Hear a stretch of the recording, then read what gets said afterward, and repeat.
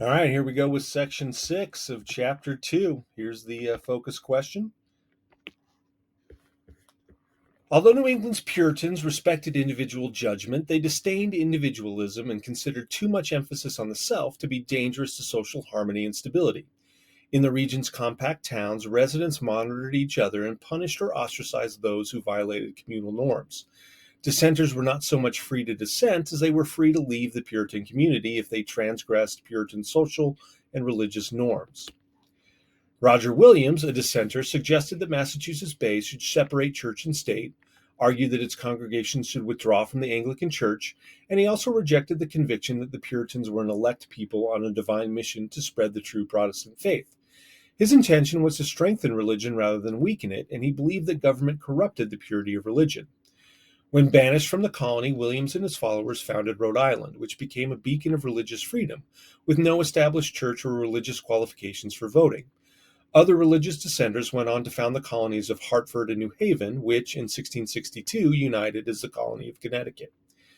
The Puritan establishment found one dissenter, Anne Hutchinson, particularly threatening, both for her gender and for her influence on other colonists. She argued that inner grace, not just church attendance and moral behavior, determined who could be a member of the saved Puritan elect. Denounced by church and state authorities for antinomianism, which was putting one's own judgment or faith above human law and church teachings, Hutchinson was put on trial and banished from the colony. Her family moved to Rhode Island, where most of them died in an Indian war. Hutchinson, Williams, and the dissenters demonstrated that the Puritan belief in individual interpretation of the Bible could lead to a challenge to the church structure. Many years passed before religious toleration became part of Massachusetts society.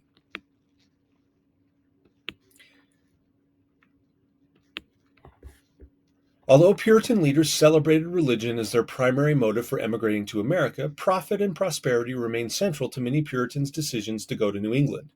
Many were well off in England but lived in economically depressed areas, and they sought opportunity in the New World, especially in the form of land ownership or craft.